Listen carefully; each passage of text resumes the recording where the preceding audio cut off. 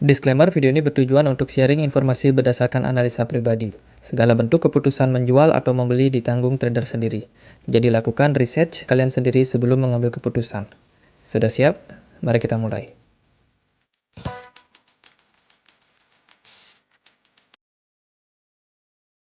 Hai semua, jadi di video kali ini kita akan coba ulas seputar Luna. Jadi inilah chart dari Luna BUSD. Sebelumnya kita sudah sempat bahas Luna ya, waktu itu Luna lagi ada di kisaran 5 ribuan kalau nggak salah.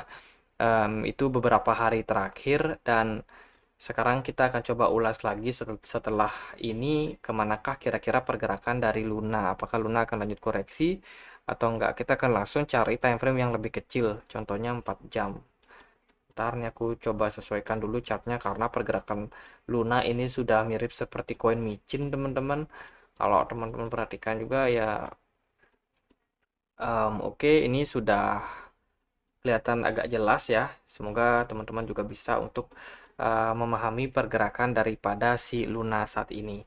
Nah, Luna itu dia udah selesai membentuk impulsive wave di sini. Adalah wave 1, wave 2. Mungkin di sini adalah wave 3, sini wave 5. Sudah, berarti sudah waktunya Luna mengalami fase koreksi. Jadi inilah wave 1, 2, 3. Jadi cenderung flat correction. Dan sekarang pergerakan Luna justru kayaknya ini turun teman-teman. Jadi ini ada dominasi seller yang kita nggak tahu dari mana. Dan kalau kita lihat juga di sini, dia akan, ya, Luna sudah turun teman-teman. Kalau kita misalkan cari posisi seperti ini tuh mirip kayak bearish penan ya, bearish.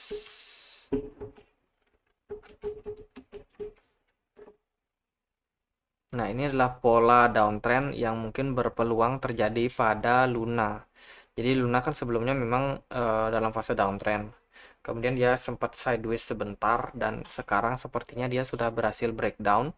Jadi ini merupakan pola dari penurunan untuk si Luna sendiri. Lalu apakah Luna punya potensi untuk mengalami kenaikan? Menurut aku agak sulit, karena memang seperti yang kita tahu kalau supply Luna ini terlalu banyak di market. Nah, karena supply-nya banyak, otomatis untuk menggerakkan harganya, menaikkan harganya itu cenderung sulit, teman-teman. Maka dari itu kemarin Do Kwon sendiri itu ada berita kalau dia mau meluncurkan Luna versi kedua ya. Cuman itu si ZC atau CZ dia agak kurang setuju sih, katanya mendingan Lunanya di burn aja nih. Nah, kemudian berhembus lagi berita kalau Luna akan segera di burn. Jadi burn sendiri itu perlu menurut aku untuk Luna, untuk mengurangi supply yang beredar di market.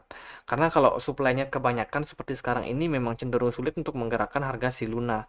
Nah, maka dari itu burn itu merupakan sebuah pilihan yang bagus. Even nanti dia akan melanjutkan project Luna versi kedua, itu ya terserah mereka.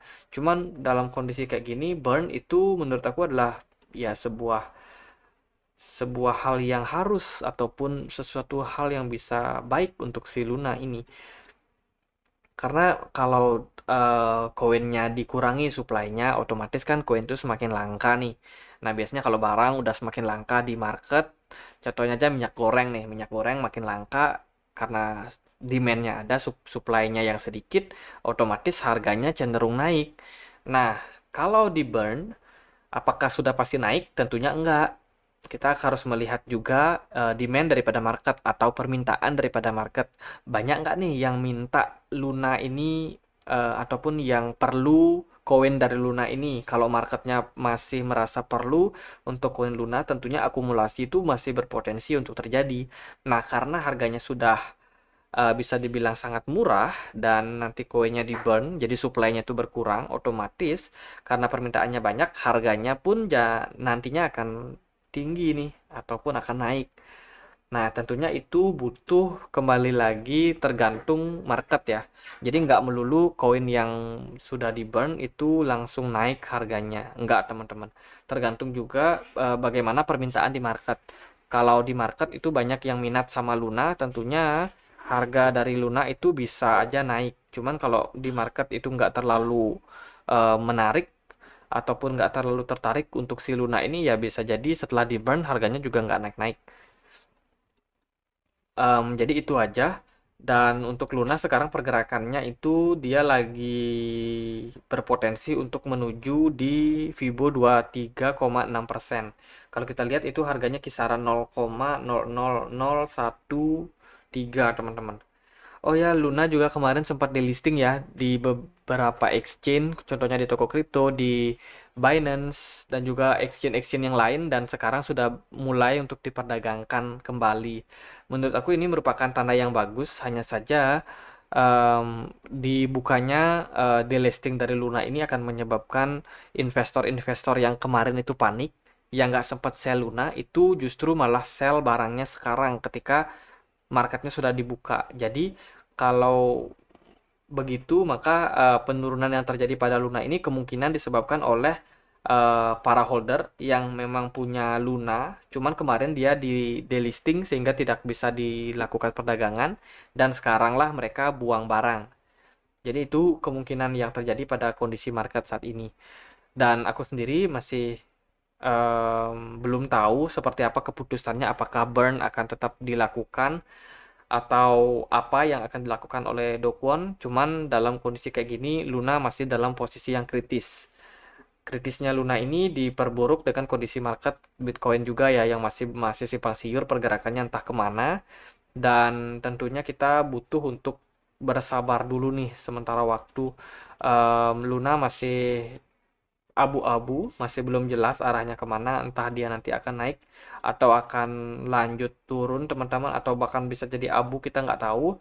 Cuman yang paling pasti saat ini kita nggak bisa untuk trading dulu, lebih tepatnya kita bisa untuk melakukan spekulasi saja. Jadi teman-teman yang mau untung-untungan ya coba-coba untuk beli Luna, siapa tahu nanti harganya naik, itu sekarang fasenya. Cuman aku nggak saranin teman-teman masuk dengan uang banyak. Takutnya nanti Luna justru nggak bisa diselamatkan. Teman-teman meskipun beli di harga murah pun, kalau Lunanya sendiri nggak bisa diselamatkan, itu ya kalian akan menderita kerugian. So kalau kondisinya seperti itu, mendingan teman-teman yang mau gambling itu pakai modal sewajarnya yang bisa kalian terima kalau modal itu hilang. Ya bisa jadi kalau kalian sempat beli nanti harganya naik, kalian bisa untung ratusan persen, itu sangat masuk akal. Cuman em, gambling yang terlalu terlalu nggak tahu batasan itu juga nggak bagus teman-teman. Itu bisa bikin kalian sengsara nantinya. Oke, mungkin sekian aja. Semoga bisa bermanfaat. At the end, Luna masih potensi turun. Ini potensinya bentar. Ini bisa potensi turun lebih dalam lagi nih, bisa sampai di 0,00000 nya ini 1 2 3, nolnya 4 kali, 8829. Jadi itu target dari bearish penan sendiri untuk si Luna. Dan itu pas juga sama di em, ini ya, di wave 1 ya. Di wave 1 kemarin Luna juga ketahan di area situ. Oke, sekian aja. Nah, next time mungkin kita untuk bahas lagi si Luna. Semoga Luna bisa cepat pulih ya teman-teman. Jangan lupa juga untuk join di komunitas kami di Telegram.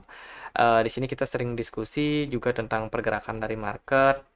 Aku juga sering update pergerakan market seperti apa. Mungkin teman-teman yang masih pemula, yang masih mau belajar, itu bisa sama-sama untuk tanya-tanya nih, diskusi sama-sama di grup ini. Grup ini nggak ada bayar apa-apa. Jadi teman-teman kalau lihat grup yang serupa tapi menarik bayaran atau iming-iming janji-janji cuan katanya untung ratusan persen, itu bukan grup kita ya. Jadi grup kita ini murni buat sharing aja, buat teman-teman, terbuka buat umum, dan ya siapapun juga boleh join. Oke, sekian aja. Semoga bisa bermanfaat. Dan akhir kata saya Andre. Makasih.